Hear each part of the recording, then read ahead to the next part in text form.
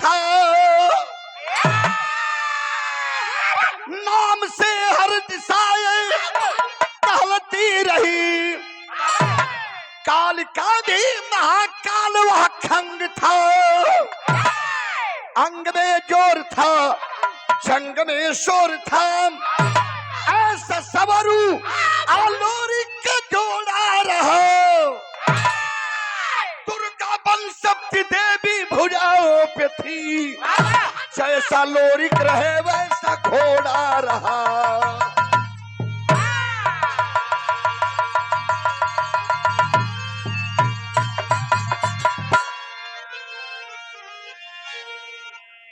लिखने वाले कवि को नमन करते हैं। अंग में जोर था, जंग में शोर था, ऐसा सौरू आलोरिक का जोड़ा रहा। अरे बाबा दुर्गा बन शक्ति देवी भुजाओं पे थी। जैसा लोरिक रहे वैसा घोड़ा रहा। अरे बाबा फिर हमें कव्वाली में कव्वाली का कितना सुंदर भाव हो। आइए लाल, क्या बात है। वाह,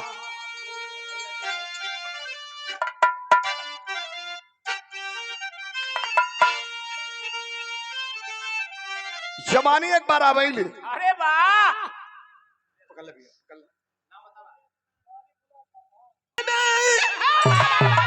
जवानी जंग में, अरे जौहर दिखाती मस्ती में। जंग की ज्वाला उठती बागियों की बस्ती में, जंग की ज्वाला उठती बागियों की बस्ती में।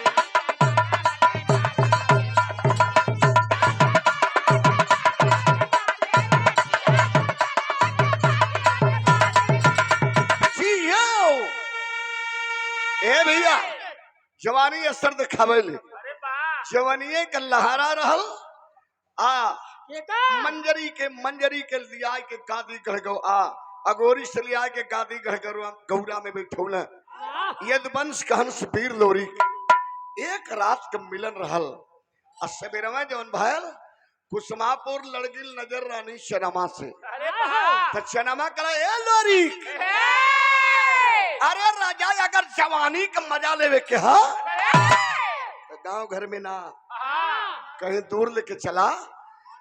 लग गई बात वीर लोरी के कलेजे में, वो के चनमा के लेके निकल गए हरदी नगरी में। आज जब हरदी नगरी में चलल हो तो का भल मास्टर आ बेटा।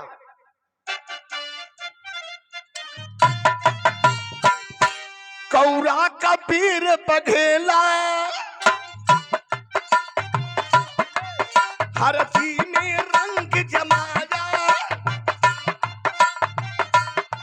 नौरापुर से सिरसापुर अरे लोहा जीत के आया।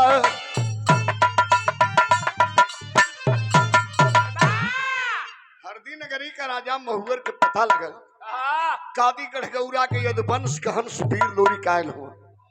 तो दरबार में बुलाए के लोरी के बैठाए के सर का पगड़ी उतार के लोरी के चरण पर गिरा देलस। हर हर हर हर रोवे लगल। लोरी कले काहे रोवल भैया? कले भैया हम तो रोए के जियत है, हमके तो मर जाए के चाहिए। कले काहे? कले आज के 3 दिन पहले हमार खाटी दुश्मन है। अरे वाह, हमरे गर्दन पर तेगा रख के 1600 पट्टा मार पेड़ के ले गल। आए भैया 1600 सुहागिन वही नदी के किनारे डिहुरत है। हम राजा ही ना, जब राजा अपने प्रजा का रक्षा न कर सके ऐसे राजा के मर जाए कहीं चुल्लू भर पानी डूब के। कले तब हमसे का उम्मीद रखत हुआ? कले बचवा अगर छोड़ा के लिया देबा 1600 पट्टा तो हरदी नगरी का आधा राजपाट दे दे। कल राजपाट रखा चनवा हमार दुल्हीन है, यही की तनी सा जगह दे दा। हम वादा करते कि तोरे 1600 पट्टन के छोड़ा के लिया दे। ये भैया गैलन आजाद के वीर लोरी के राजा हरेवा से लड़ाई कैलन है।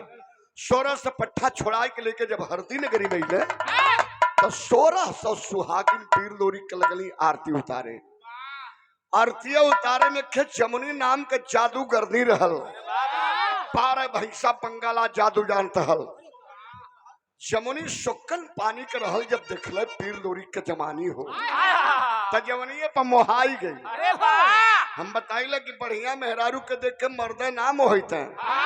बढ़िया मर्दन के मेहरारू देखल तो कहली कि हाँ ता हाँ तो करिए लेकिन दांत एक ट्यूबलाइट ये चमकाला भा ये बस क्या बेइज्जत कर रहे हो ये भैया लड़की नजर चनमा जब अरे जमुनी जब मोहाइल है तल्लोरी के ऊपर पान चला दिलस कैसे मास्टर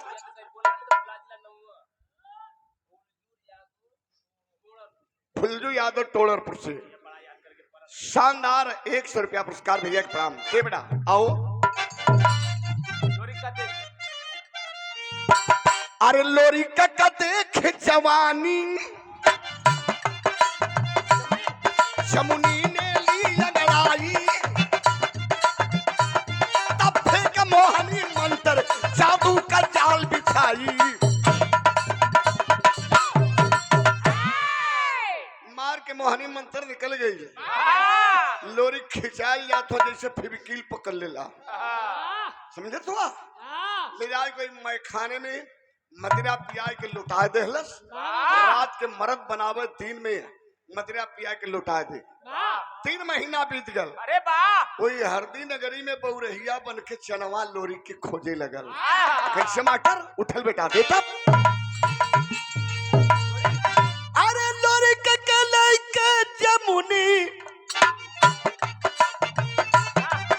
ना पता कहां चल जाती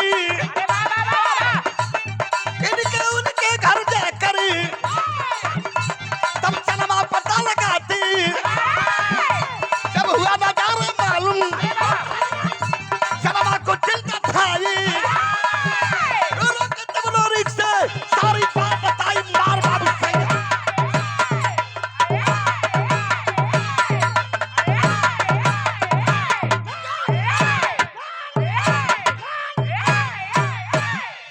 ए भैया चनवा पता पाई गई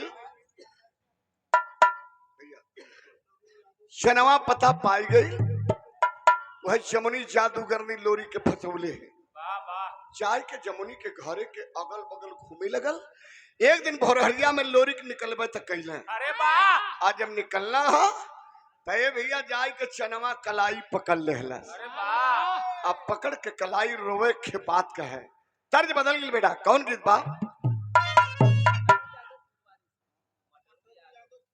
श्रीमान मटरू यादव फुलवारी की धरती से शानदार 100 रुपया भैया के प्रणाम बा कौन गीत बा बेटा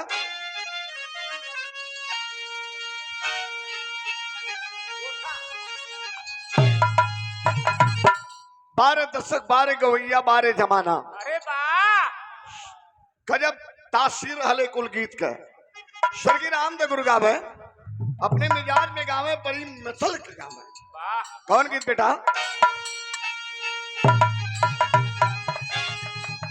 कोठा पर कोठारी हलवाइया का दुकान हाथ से लड्डू छूट गल आप बरैया मारे सोन क्रिया लेला राजा बही नदानी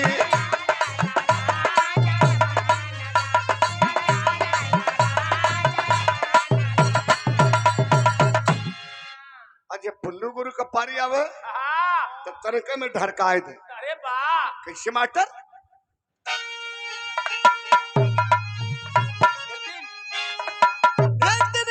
शहर बनारस पीछे परल बलाए मन के मिट मिलल कोई मन के न घबराए सुन सहेली अरे टिकुली सिपहिया ले जाए सुन सहेली अरे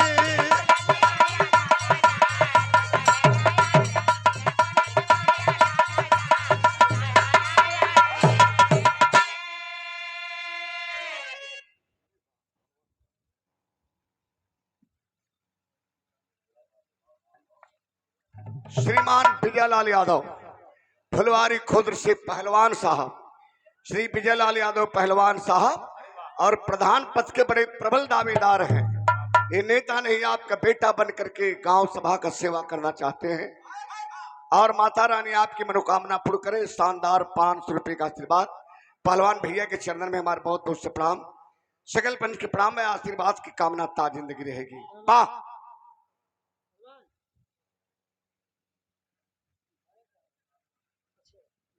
डोनरपुर के धरती से मेरे बड़का बाबू श्री बनवारी यादव 100 रुपए का आशीर्वाद सुंदर उपहार से स्वागत करें। बड़का बाबू जी के बहुत दोस्त प्रणाम, सगल पंच के प्रणाम। क्या बात है, ये तर्ज रहा लेकिन गाना में फर्ज है। पकड़ कलाई पीर लोरी को है चनमा। अरे वाह, अब पकड़ के आगे जब बढ़े लगल तब लोरी के लगने झटका देवे। कला अरे अरे के कलाई कला आवा राजा आवा आवा आवा आवा कैसन बड़ा नसायल हुआ। हाँ। तल्लोरी कल कवन कलाई धैले भोरहरिया मेरे कवन हट है रे? हट अरे, हट हट हट हट उतर रहले नशा में तरवे लगल चनवा चनवा रोई के कल नंदलाल दे बेटा अब तब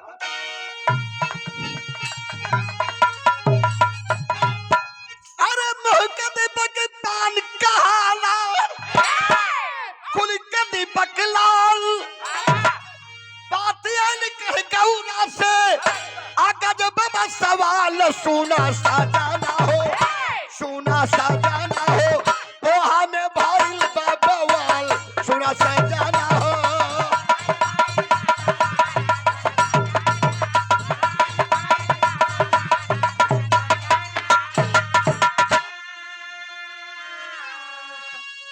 रजऊ पोहा वीरान हो गए। अरे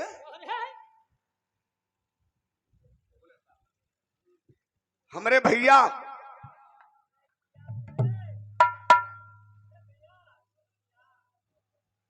श्री चंदन यादव पूरे पार्टी के सम्मान 100 रुपया और हमारे सम्मान में 500 रुपये का आशीर्वाद सुंदर पुष्पहार से भैया सम्मानित किलन है। अनिल भैया के हमारे प्रणाम, सिगलपन के प्रणाम भाई भैया। काला रजऊ बोहा वीरान हो गल, गैया हका के लिए दादा सौरू का मूड़ी काट गई। अरे वाह, कल अरे कौने कमाई बाघिन बन के बाघ भी आई ले जवन बोहा वीरान करी। अरे वाह, कल रजऊ ई कहला न त सुना।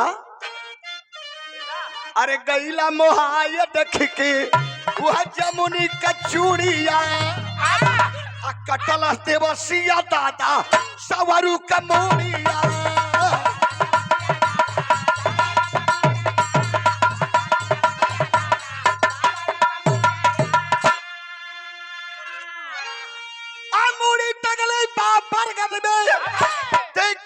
मिसाल सुन के मऊआ भैया के लोरी भैया बेहाल सुना साजाना हो, सुना साजाना हो, पोहा में भाईल बाबवाल सुना साजाना हो।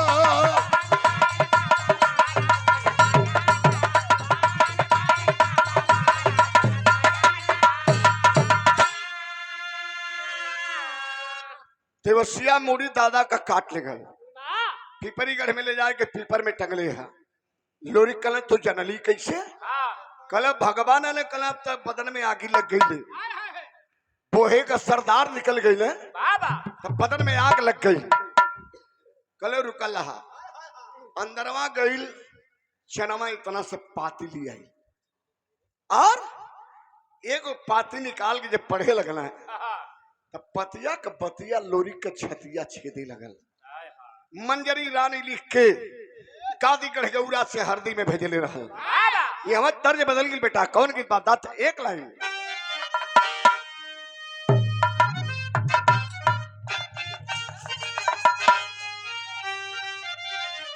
स्वर्गीय राम के गुरुगाम है का कोरी कहता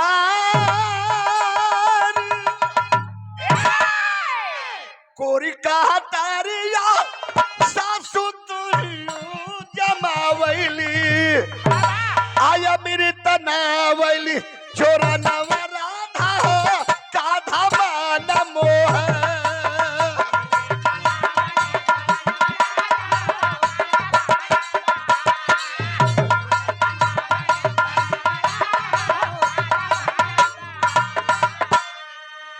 वही दशक में एक लाइन और गवाए का गवाए मास्टर। सावन महीना सावन महीना सावन कुल काला तिल गलवा के अरे गोरा चिड़ैया निकला गईली अरे सरस झूलली झूलनवा राधा हो काधा मान मोह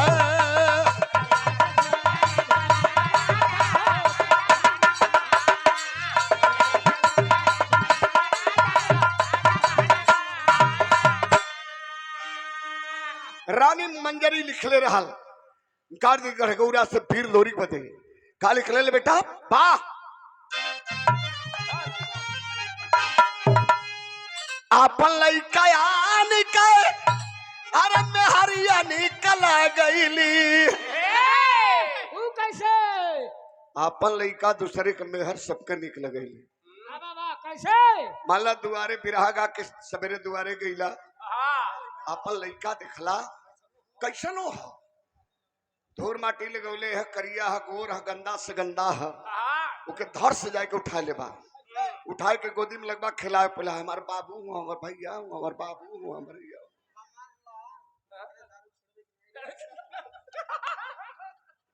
अरे समारा भैया समारा देखा ऐसा न हो घटिया मत कहिए बिगाड़ दिया यह तर्ज रहल कि अपन लइका दूसरे के मेहर सबके निकल गई अपन लइका आन के अरे मेहरिया निकल गईली कामे नहीं आई है बुढ़ैया सैया हो बोहा हो गई बिरानी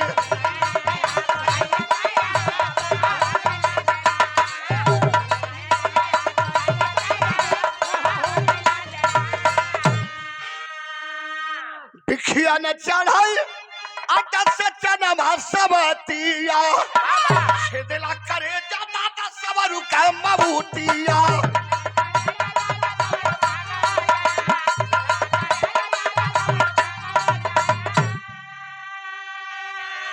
कैया हकले गईले कसैया से बोहा हो गईले बिरानी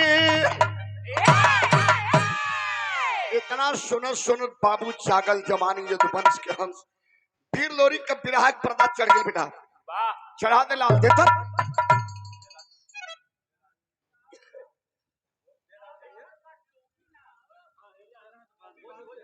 टोपी बाद में लगा ले टोपिया हो भैया हम टोपिया वाला ही बाद में लगा ले तनी समय अभाव हो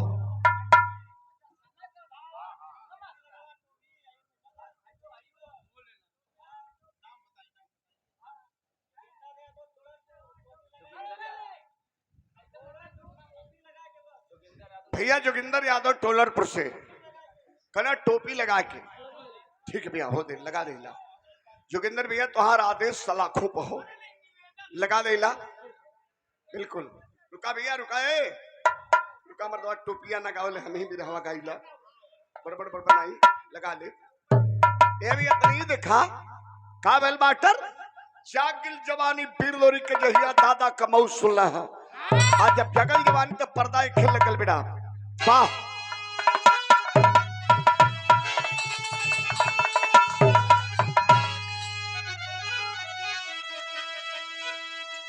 अरे जवानी पानी पानी हो गई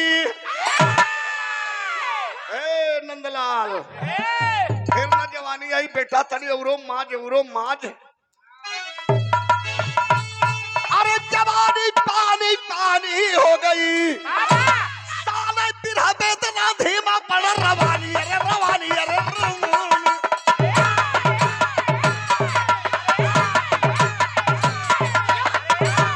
यो बेटा साला बिरह बेतना धीमा पड़ रवानी जवानी पानी पानी हो गई अब तक खड़ा हो गई ना यदुवंश का हंस पीर लोरी जब खड़ा भइल तब बिरहा में चढ़ लाइन लोरकी लग गई मास्टर क्या कहना है चनैनी हो ता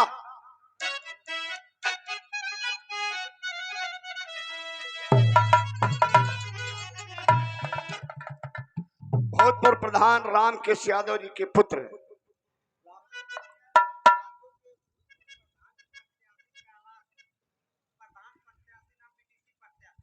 कैलाश भैया बीडीसी प्रत्याशी हैं आप क्षेत्र पंचायत सदस्य के आप प्रत्याशी हैं 100 रुपया सुंदर पुष्पहार भैया के हमारे प्रणाम बा। माता रानी आपकी मनोकामना पूर्ण करें।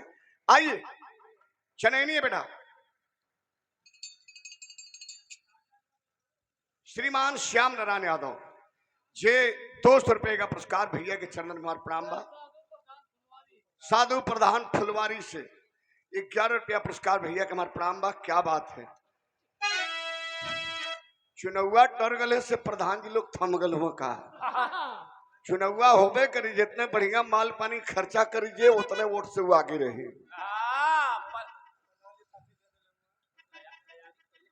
तैयारी पहले से करना जरूरी है भैया। आधे बेटा वाह।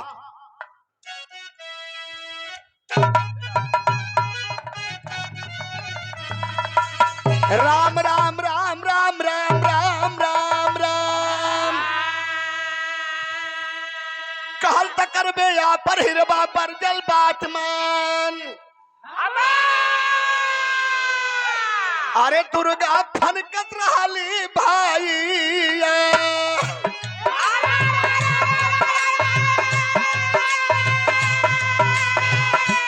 मगरा फनकत रहल भाईया, वही हरदी करी हो बा।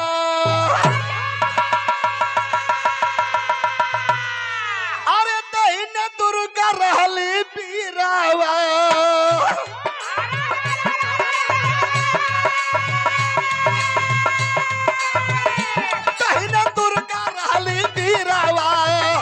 पाए बलदेवी होतई।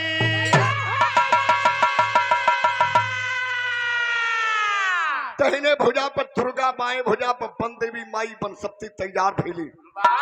मंगरा आई के हिलहिलाए लगल।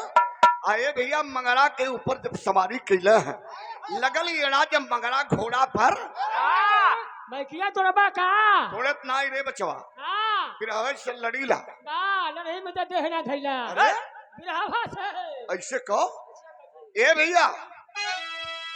अब तनी आगे बढ़ने तो लगले दुर्गा के ताना मारे।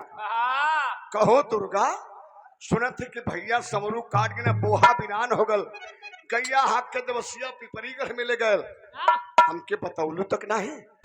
काली दुर्गा बचवा कह दे तक करेजा फाट जाई तो हाथ फसगिला दारू में हरारू में। अरे वाह, ए लोरी के अगर कह दे तक करेजा फाट जाई, लेकिन तब लोरी कला रे दिन भुलाई गईलू। कौन दिन? अरे पनिया मंगले रहलू दुर्गा,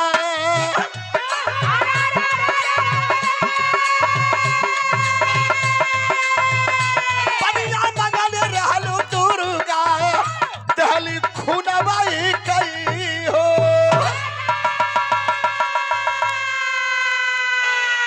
आये दुर्गा दिनवा भुलाई गईलू हो।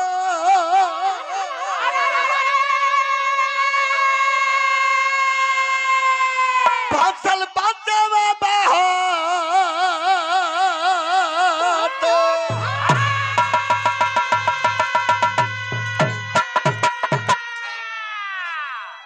काली बचवा आदेश करा।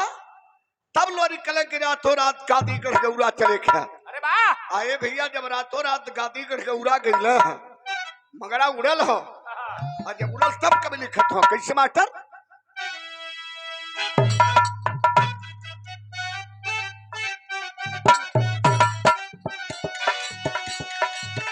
वही था हम गवानवा नहीं जाबी,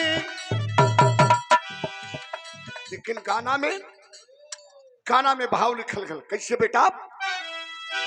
चलन लोरी कबीरा बालवा नवा,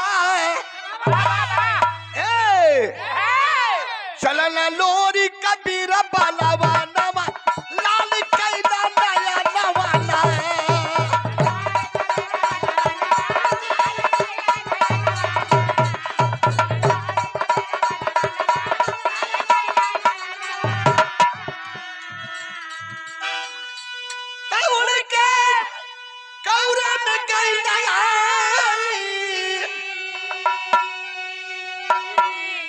उतरे बीच नवाना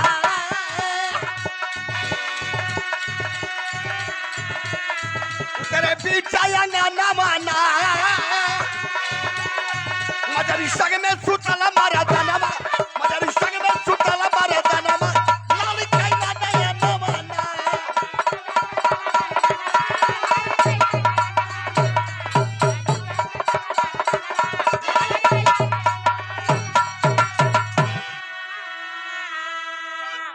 श्रीमान रामलोचन प्रधान जी के साले साहब भैया हमारे श्री लक्ष्मण यादव सुंदर पुष्पहार 200 रुपए का आशीर्वाद देके भैया सम्मानित किलन है।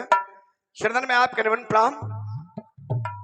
लेकिन गौर करेंगे बाबूजी लोग पीर लोरी दिखल कि मजरी बीच आंगन में सुतल है कोनो मर्द के लेके पेला आधी रात करहल कोनो मर्द लेके मजरी सुतल है। तब मने मने सोचा था कि हम चल गए हरदी में भैया समरू काटल गए तब मजरी हरजाई हो गई। अरे वाह निकलने बिजलिया खाट तलवार एक बार मारी मजरी का गर्दन एक प्रेमी का गर्दन कट के थर से लग हो जाए। तब से दुर्गा आई के तलवार पकड़ लेनी कली के ना बचवा लोरी के ना एक रात मंजरी से मिलन कैले हला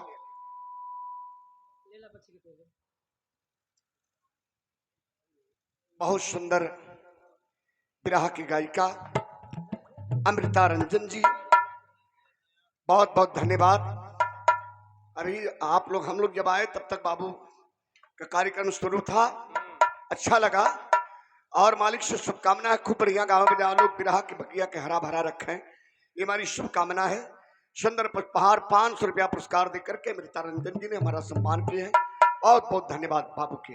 ए भैया तनी गौर करी है माई दुर्गा प्रकट हो गई कली बचवा एक रात का मिलन रहल एक रात के मिलन में मजरी के पेट में तुहार गर्भ में तुहार अमल पड़े लगल आ तो तनी कल गिला ना एक रात सेवा लेहला एक रात के सेवा में करे गर्भ में अमल पड़े लगल और 9 महीना के बाद जब जन्म लेहलस तब पेटवा रहल और वही के पाल पोस के आज 18 वर्ष 3 महीना के बाद अइला 18 वर्ष का पुरहर मर्द होकर नाम धैले शिव भोरी।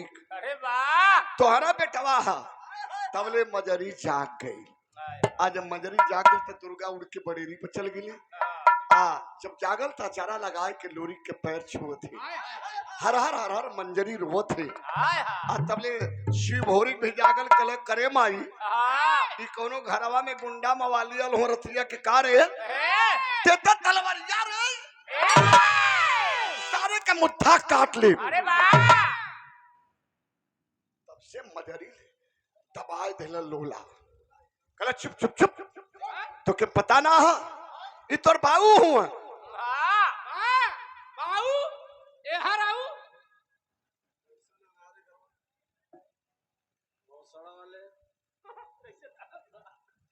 ये बेटा हुआ ये बाबू हुआ रुका भैया रुका रुका कहे चाहे कि बाबूजी हर आवा लेकिन तुम बाबू रे हर आऊ चला ने अभी लभनिया इससे रोकत ला है तो समझ में आ जाए। ये भैया काना मजरी तरी पानी पिया द लाल के दिखा दलू कलेजा तक जुड़ाई गल लेकिन नटई झुरा थे मजरी कला के राजाऊ पानी वही दिन पियाई जवन दुश्मन दादा सौरू का मुड़ी काट के ले गल धरती पर जिंदा है। अरे वाह दादा के मौत का बतला लेके जही आई बाप अरे वाह तहिया राजा पानी पिया दे तोहर चरण धो के पी ले। अरे वाह लग गई बात कलेजे में वीर लोरी के चढ़ने मगरा घोड़ा पर लगा एड़ा सनकत गई ना पिपरीगढ़ के सरहद पर। अरे वाह अब पिपरीगढ़ के सरहद पर लोरी जाए के ललकार धले बिराह चढ़ गई एकदम बिल्कुल पैमाने पे बेटा आओ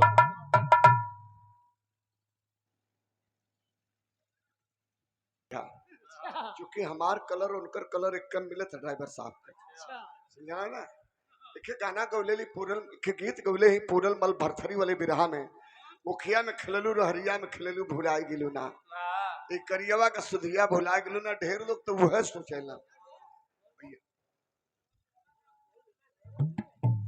श्री रघुवीर शुक्ला जबलपुर मध्य प्रदेश अरे वाह ये 111 रुपए का पुरस्कार शुक्ला जी को हमारा बहुत बहुत प्रणाम। वाह पार शुक्ला जी जबलपुर से ये भैया तनी गौर करी है अब तक जाए कि जब ललकरना है पिपरीगढ़ के सरहद पर तब देवसियो बड़ा वीर रहल अरे वाह लेके भाला निकल गए हर वीर लोरी पिजुलिया खार तलवार ले हुए अरे वाह छिड़ गिल जंग दोनों वीरन में। तब कभी लिखा था कैसे बेटा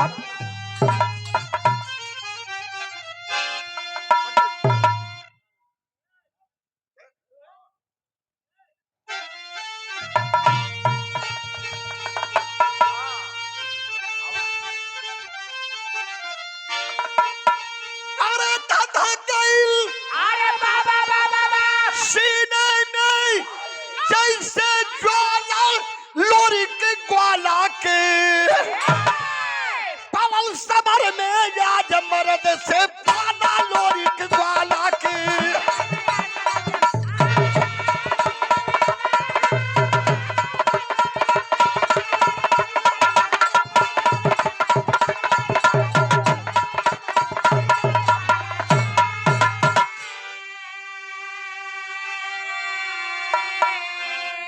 आप भी बड़ी गढ़े में पहुंच के लोरी बाबा डंका दिए बजाई हो वीर देवसिया सेना ने तब करने लगा लड़ाई हो। देवसियो बड़ा वीर रहो गला बड़ा कुकुर दिखली लेकिन एकरे नीचे सरवा दुआरे चढ़ के भोंका था हाँ तैयार यार चाहे पार कहोनी लड़ाई। एक लंगे देवसिया का भाला एक लंगे लोरी का तलवार अरे वाह एक लंगे दुर्गा रहली एक लंगे दरदरी देवी रहल तैयार। अरे वाह तब कर लिखत हो कैसे मास्टर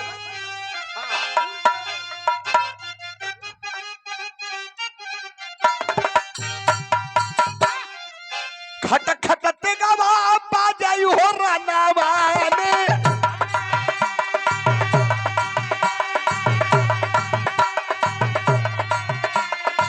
छपक छपक बाज नंगी तलवार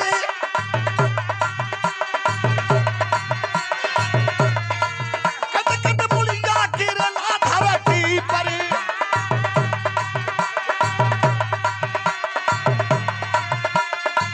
लोरी के मुहावा से निकलना बकार अरे कर जाते वसिया समरिया के बिचावा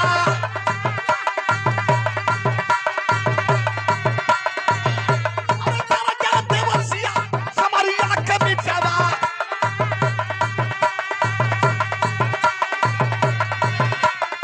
लोरी के छतिया पे होई के सवार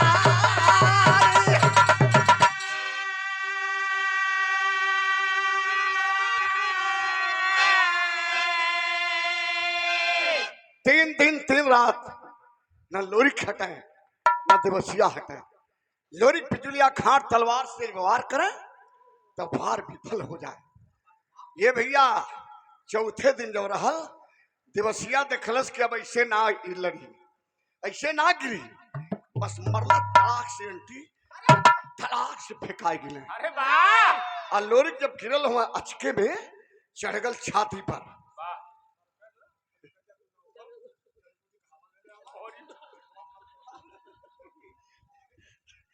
ए भैया ना भैया जड़ी बूटी रोजे लिया था यही छाती पर चढ़ के लगल भाला धसावे तबले माई दुर्गा का आसन हिल गल काप गल कलेजा दुर्गा का। अरे बाप रे बाप देखत ही तो देखता देखत लोरी का छतिए फाड़ दे और तब से दुर्गा मालूम है का कैली करिश्मा कई गई वाह एक माया का लोरी बनाई के देवसिया के नीचे लौटाई देली हाँ असली लोरी के खींच के लेके ऊपर गई। अरे वाह तब लोरी पूछल के भगवती 3 दिन से काटत थी हम हमार कुलवार विफल हो जाता। दुर्गा के लिए बचवा ऐसा ऐसा है ना कि ओकरे ओर से ओकरे में कहा दम के विफल करे ओकरे सामने ओकर देवी खड़ी है दरदरी ओकर पूज्यमान देवी है वह दरदरी तैयार है तोहरे वार के रोकत है कहल कितनो मारत है कुछो ना करता कुछ कर दो खाली ऐसे हाथ कर देता ऐसे ही हाथ करता बस वार विफल हमारा हो जाता। तय भैया एक दूठे रहा सो तब ना गिरता है, ढाल ढाल ढाल ढाल और तब से लोरी गिर गई ना तब माई दुर्गा कली की बचवा आगे से ना पीछे से अगर ओकरे गर्दन पर मरबा तो कर अंत हो जाई। उतर के वीर लोरी को उठा के बिजलिया खाट तलवार ही पर मरने लगल हचाक से कटल खचाक से फेंकाए गल फचाक से। आज फेकाल है तो उठा के मुड़ी वीर लोरी कला के भगवती तनी लाइन दे दा केहर दादा वाली मुड़ी टंगले है तक कबली कथे बेटा तनी बढ़ल आवा।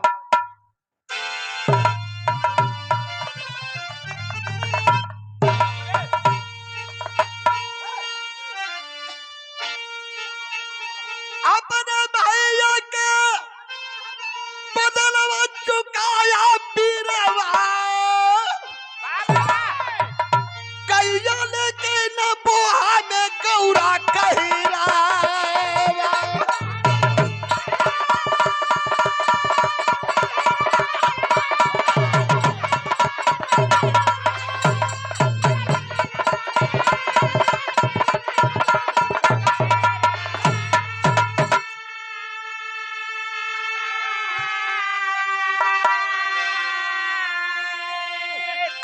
देवसिया कमुड़ी लोरी भाई पिपरी गढ़ में टहले वही पिपरा में लटकाई।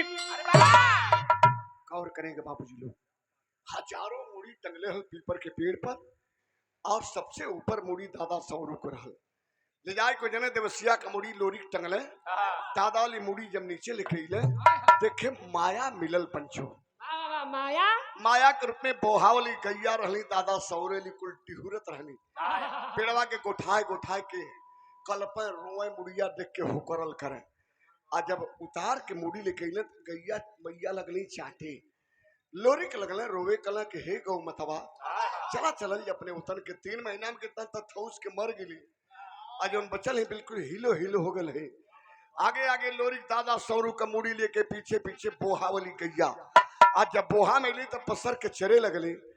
आज जैसे अपने यहाँ गंगा नदी बहेली वैसे बलिया के बोहा में एगो टौस नदी बहेले वही टौस नदी के किनारे चंदन चिता लगाई के और दादा सौरू का सर रखल वहीं पर।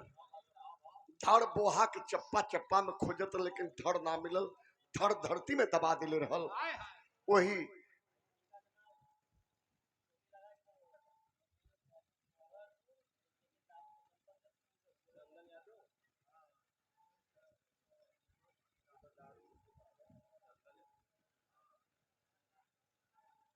श्रीमान राम शोक प्रधान जी फुलवारी खुर्द के बड़े लोकप्रिय बड़े जनप्रिय बड़े मृदुल भाषी पूज्य प्रधान जी के करकुंदारा सम्मानित किया गया पुनः दूसरी बार और प्रधान जी पूरे ग्राम सभा की ओर से अभिनंदन किए हैं। कल आपके आगमन पर हमारे ग्राम सभा में आपका पूरा जनमानस की ओर से पूरे ग्राम सभा की ओर से आपका बहुत बहुत अभिनंदन है। पूज्य प्रधान जी के श्री चरणों में सर झुकाकर सादर प्रणाम करते हैं। उपस्थित देवता तुल्य सभी सम्मानित महान भाव के चरणों में बहुत से प्रणाम।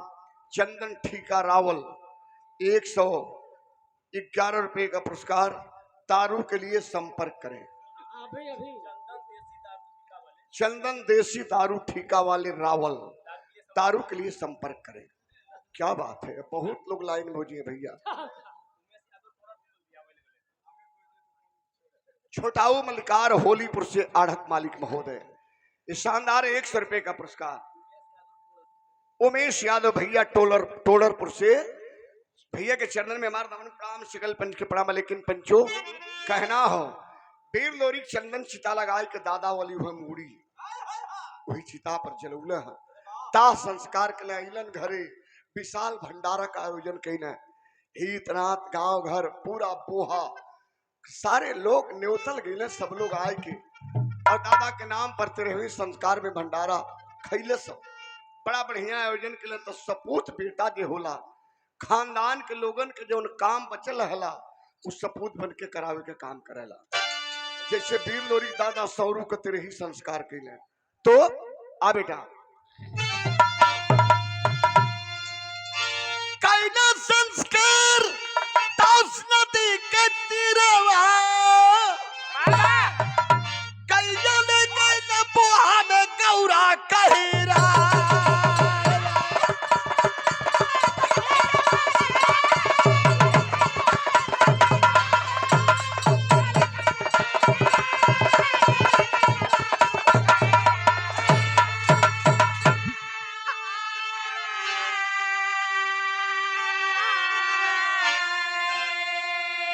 खुर्दिन मोहम्मद राम शोक सिंह सुबदन की बानी कथन करन भरी दौर संगम्बिका बेशु ज्ञानी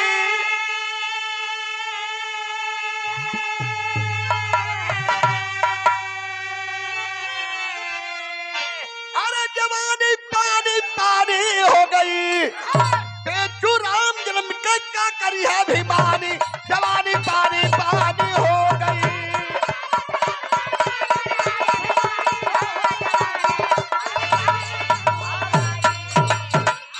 बहुत बहुत धन्यवाद आप सबको बहुत बहुत से प्रणाम।